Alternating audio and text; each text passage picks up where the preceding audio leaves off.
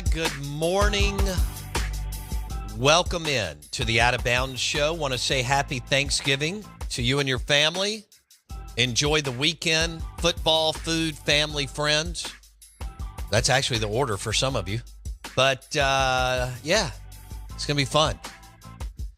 Big day tomorrow. 3 NFL games in the Golden Egg. NFL on Friday. What do you think about that? Crazy talk. And then Michigan, Ohio State with no Harbaugh, 11 a.m. Tito's Vodka Bloody Mary game. That's Saturday. So we'll see. We'll see. Out of Bounds, 105.9 The Zone, ESPN. And this interview is brought to you by Bulldog Burger in Ridgeland, Bulldog Burger in Starkville, and Bulldog Burger in Tupelo. And it's also brought to you by the Mississippi State University Golf Shop and all their amazing merch. They've got great looking gear and merch in their pro shop at the MSU Golf Shop when you're up there for football and basketball. Check it out. 2 miles from campus. And it's a great place to play golf. My son loves it. Steve Robertson, genespage.com, the Boneyard Podcast, 247 Sports. He joins us on the Farm Bureau Insurance guest line. All right, Steve, let's go through some things here on the Hail State football coaching search. Do you believe that Mississippi State University has contacted Mike Elko, Dave Doran, and Dave Clawson? I think 2 out of 3. It makes sense they would contact Clawson, but I haven't been able to confirm that with anybody that I trust. You understand what I'm saying? There's a lot of smoke out there all this time of year, always. And but yeah, I feel good about the contact between Mike Elko and Dorian. But Clawson's one of those things that I'm working on. It's like, and that's the thing too. Is like I've been doing this since 1997, right? And so I know a lot of people, but people come and go with their jobs. Not everybody stays in one place, but yeah, that's been the bulk of my existence since a week ago Monday, is staying on the phone, texting people. Matter of fact, as soon as I got up, I already had a couple return texts from last night on some calls that some people made on our behalf, just trying to help get some information. But, yeah, I have not totally given up on the whole Power 5 sitting coach thing. And midweek last week, all the chatter was, no, it's going to be a sitting G5 guy. But I think as this search has kind of moved forward, I think some people are taking another look at this opportunity, and I think in the end, State is going to hire a very good coach. Do you believe that Zach Selman's already made his decision? Well, it's interesting you say that. I had some people tell me early in the process that he had a pretty good idea about what he wanted to do, but he didn't want to miss out on a good candidate, would want to work through this search. And I don't think it's imminent. Well, I mean, it's not that's going to happen today. I think everybody's going to get through the weekend, right? Because Mississippi State plays a very important football game tomorrow night, you may have heard.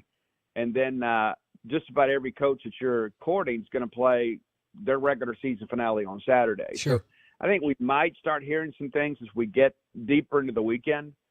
I know they'd really like to have somebody hired next week, but someone's not going to rush the process. I mean, when you think about a decision that's going to impact your program and your entire athletic department for the next, few to several years, waiting a few days to get the right candidate is probably the smart way to go. But I think they'd really like to have something done next week. But, we'll see. These things have some ebb and flow. Oh, I think they'll have somebody next week, Tuesday, Wednesday, Thursday at the latest. I do. I think they're I think between Zach Selman and the leadership around him, that they're going to rock and roll over the weekend. I tell you what, Steve, if you made me bet a few $100, I'd say by Wednesday, but Thursday at the latest. All right, let's keep dancing around here. Leipold and Kleiman, do you believe that they have been contacted by MSU? Hold on, Well, let me set that up for our listeners. They don't follow it crazy like we do. Chris Kleiman is the head coach at Kansas State. We've been talking about him for years. And Lance Leipold is the coach at Kansas. Steve? Well, the first thing I'll tell you is, Lance Leipold, obviously, that's one of the first calls you make. I mean, right? I mean, the job he said at Kansas is is absolutely remarkable, and that's a place you don't win a whole lot. I mean, you had some good years under Mangino, but Kansas is not a team that's considered to even really middle of the pack most years, and they've been phenomenal this year. But I've spoken to a couple people, one person in particular that knows Lance pretty well, and said, because he said it so many times, I'm starting to believe him when he says he's not leaving Kansas this year. I did speak to another person that's been a Kansas media guy for as long as I've been in the industry. And he said, Steve, there's a chance that Lance may leave. I just don't see him going to Mississippi State. Now, he may go to, a blue blood type program or at least a blue blood payday. But, I haven't heard a lot of traction about him as of late. Again, he was an obvious candidate in the beginning, but just not as much traction with that name as of late. Not that you ever want to rule anybody out at this point, and we have, but, guys like that, unless you get contact directly from them or, somebody that represents them, you always want to continue to kind of do some due diligence, because there's always people out there that want to conceal information from you. What about, all right, do you think Gus Malzahn is out, or do you think he's out now but could be back in? This happens all the time too. It does. And what's so interesting is the last thing that I heard is that Gus is out. What's funny is that afternoon, I don't think he's out. After all the Arkansas news broke, it's like all of a sudden a lot of people that I'd spoke to about Gus in the beginning that were pretty confident he would head to Arkansas, they said, hey, Malzahn's in play. Malzahn's in play at Mississippi State. No, get crazy. We're not saying it's going to happen, but, yeah, he's going to be willing to talk. And then that evening I was told, well, he's out. I don't think you just, make a hire without sitting down and talking to Gus, if he'll sit down and talk to you. Because he's one of those guys too. And listen, I get it. He's at the later stages of his career, man. But the guy's still coaching at a very high level. Done some amazing things in Central Florida. I mean, you look at some of these offensive numbers they've done; it's ridiculous. But yeah, I'm not ready to totally eliminate him from the conversation. But I wouldn't say I expect it at this point. Where would you rank? Do you think Dave Doran is a top 3 or 4 candidate on the list? North Carolina State football coach.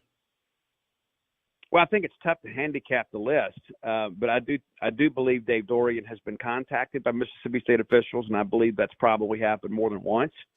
And what's interesting about Doran, you remember he was close to taking the Ole Miss job a few years back, and he also had some contact with Mississippi State officials the last 2 times State's had openings, and so. And guys done a good job at NC State. What's he got? 3 9-win seasons up there. That he's a name that certainly has kind of come into focus this week. There was no mention of him last week, but over the course of the last couple of days, I've had his name mentioned a couple of times and got more information about him last night that makes me think that, he is a real candidate in this, and it's not just one of those things where everybody's just kicking the tires. I do think he is willing to consider the opportunity. Steve Robertson on the Out of Bounds Show, brought to you by Bulldog Burger in Ridgeland, Starkville, and Tupelo. He joins us on the Farm Bureau Insurance guest line. How serious a candidate do you believe Barry Odom is, UNLV head coach, former Missouri head coach, Arkansas DC? I think he is very much a candidate for this job. And, again, it's tough to handicap this, but I would say he's in the first handful, if you know what I'm saying. I mean, I think that's one of those guys, too, because he's had some experience in the league. He's having some success at UNLV right now. It appears he's figured out the offense. That was been the thing. And Bo, what's interesting, most people learn, right? I mean, as we get older and mature and have some more experience, we begin to do things a little different way. And that Missouri situation when he took over up there was a disaster. And I don't mean from a football roster standpoint, but there was just so much going on in Missouri. Pinkel had some health problems. They elevated Barry probably a little bit too quickly. And, the Missouri campus was in turmoil. It was just an absolute disaster up there. And then you expect this guy to go play football games and, again, kind of thrust into that position probably before he was ready.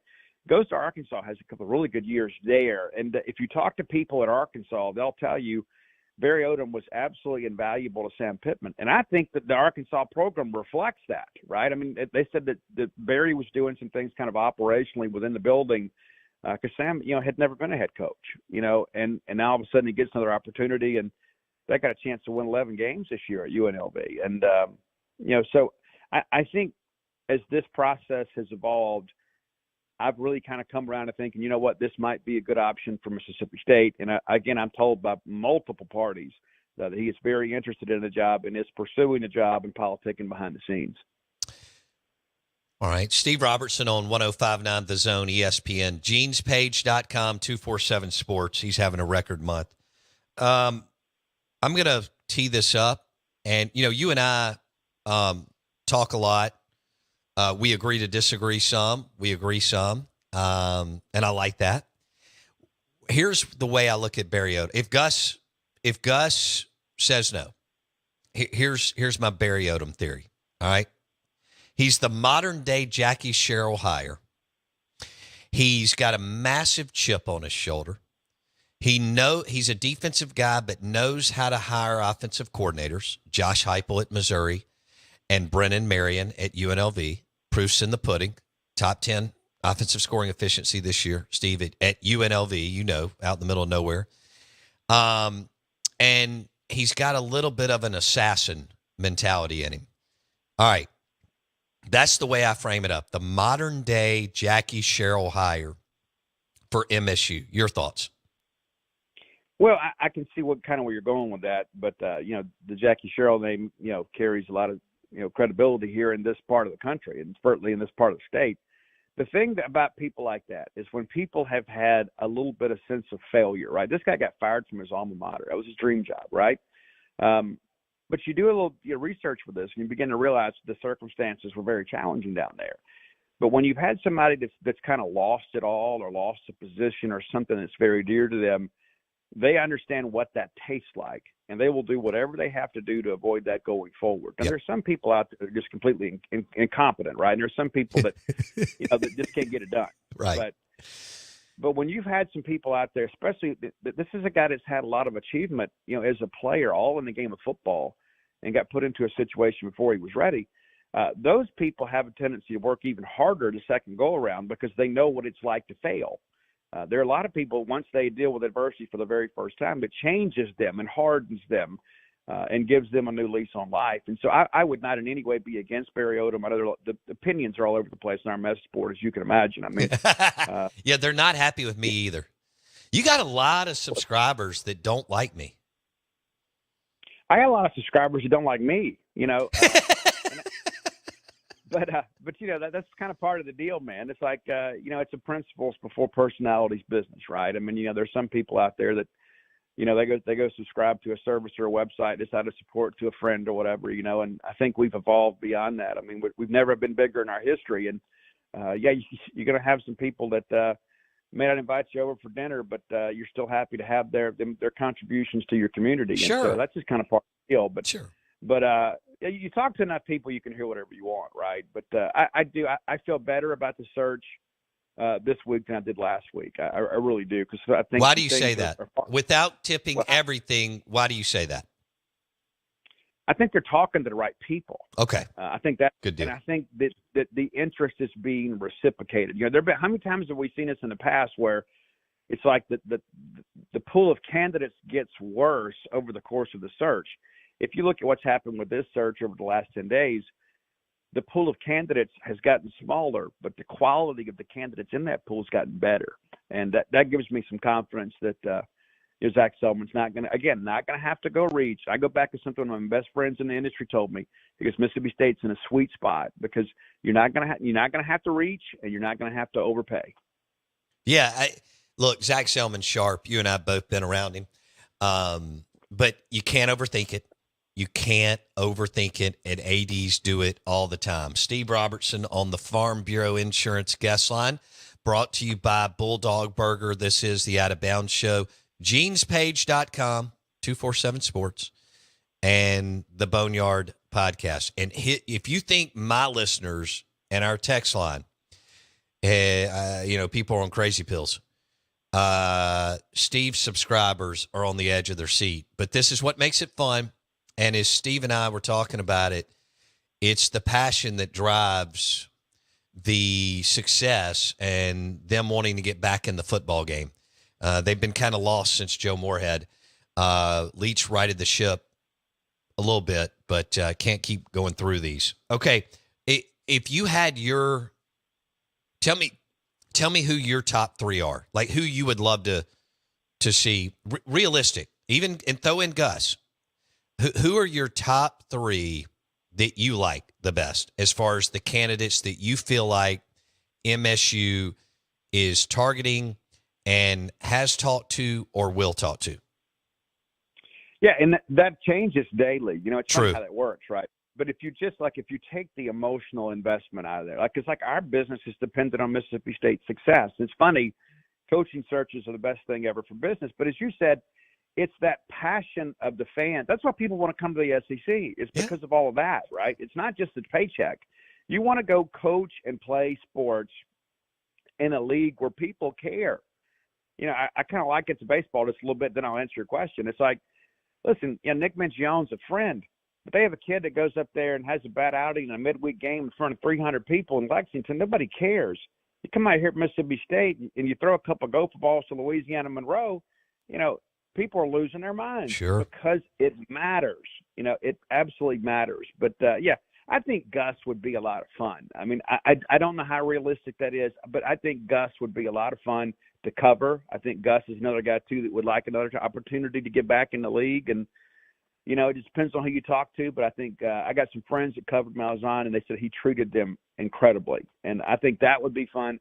I think Barry Odom as a redemptive story would be great. I think Mike Elko would be fascinating. What he's done at Duke is one of those things that you don't expect, right? I mean, some of those wins early this year, people are like, man, is Duke going to win a national championship? My goodness. The offensive scheme they put together there has been a lot of fun. I think Dave Doran is intriguing, but I don't know that he maybe moves the needle with the media or even the fan base. I don't think he does. He's a hell of a coach, Steve, but yeah, they'll win some games for sure, but he's not that charismatic guy that is going to go out there and pump up everybody the NIL fundraiser. You know what I mean? And there's some other candidates that I like, but I'm going to support whoever they hire, and we're going to cover them with the same intensity we always do.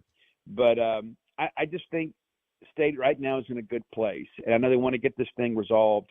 And I talked to several people in the national college football media yesterday, just kind of comparing notes.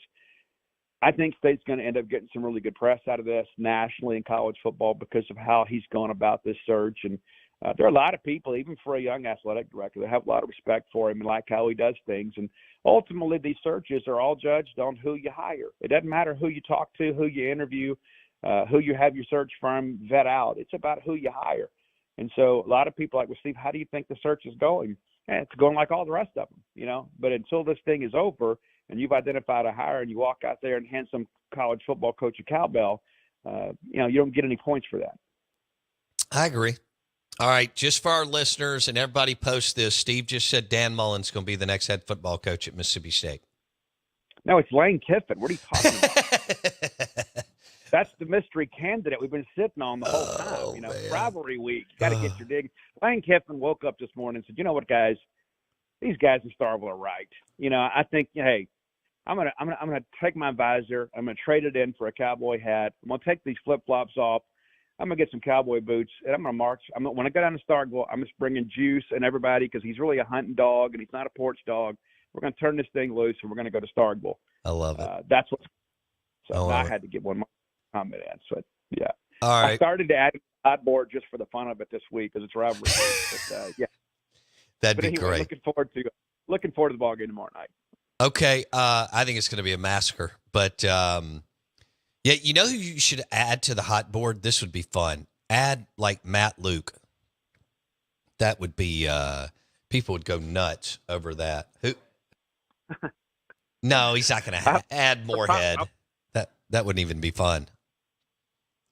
Go ahead. Yeah, well, I don't know which fan base would be more upset about it. It's just, it's all in good fun. But, I tell you, it's one of those things, too. The new book was out on Monday, and I had my first event last night, at the Starkville Touchdown Club or Quarterback Club, whatever they're calling it these days. But I tell you, it's there's a lot of people out there that are excited about this ball game regardless of the outcome. I think it's just the feeling of relief. It's like, okay, all right, we made the right decision when we hired Arnett. We made the right decision when we fired Arnett, and so now there's kind of hope, I guess, in the building. There were a lot of people last night, they're just talking about the game and the coaching search. And I think this is a good thing for State. This dark cloud that's been hanging over us for, for a couple months now. So right. it's lifted. So let's go win a football game. What about, do you want to talk about your book real quick, the title and what it's about? I got about a minute. I always want to talk about my book, Bo.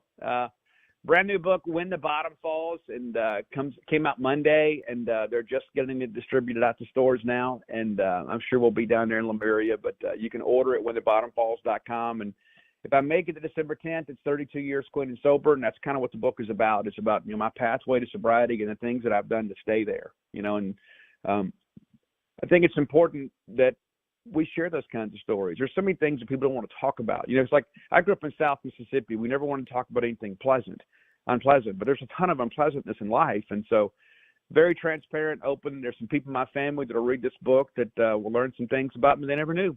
And so that's what it's about. It's not some vanity project. It's about trying to help other people find and achieve sobriety. And it's experience, strength, and hope. And even if you're not in recovery, I think it's a book it's a Mississippi book, and it's a book about, redemption and second chances in life. And I think at some point we all encounter that. Oh, no doubt. Congratulations on that. And I know you're excited about another book tour all over the state, and including Lemuria here in Jackson, which is one of the best bookstores in the Southeast. All right, one more. The texts are still coming in. Bo, you can't not ask him about Jamie Chadwell and Rhett Lashley. Steve, your thoughts. You got the floor. Well, I'm intrigued by both of those guys. In the very beginning, when the first wave of candidates came out, Jamie Chadwell made the most sense to me. It's like, what, this is a guy. Then you dig in a little bit, and you begin to realize that financial situation's a little difficult to encounter. Ian McCall's doing a good job, identifying coaches, but also paying them and building some facilities around them. But I have had more people in this over the course of this last 10 days give information about Chadwell that leads me to believe he's not going to be here. And I've had people try to argue me down about it. Listen, I haven't talked to Jamie Chadwell. I can only go by what my people are telling me. I know that there is a movement within the donorship to try to get him, right? I understand that, and I respect that because I think Chadwell's offense is meshes well with the Mississippi State recruiting footprint. But I will be surprised if that happens, to be honest with you. Who was the second person you asked about? Rhett Lashley, head coach at SMU. I think Rhett Lashley would be a fabulous hire. One thing that I was told early on is that they're getting ready to go to the ACC, and so there's always opportunities to improve your standing in life. And some people said they think maybe he may leverage this for a raise. But I think Rhett Lashley would kill it at Mississippi State. I think he would be a fabulous hire. All right, we'll leave it there. Steve Robertson, happy Thanksgiving. We appreciate it. See you, buddy. GenesPage.com. The interview was brought to you by Bulldog Burger in Ridgeland, Starkville, and Tupelo. Also presented by Mississippi State University Golf Course and all the cool pullovers, golf shirts, hats, and accessories they have in their pro shop. And they have the best looking Mississippi State gear. That's for sure. I have been there many a times. It's also a great golf course. Not surprising, with a turf grass and PGM program. Top 5 in both. Mississippi State University Golf Course. Check it out and check out their merch and gear. Hour number 3 coming up, bar 2 at 9:30.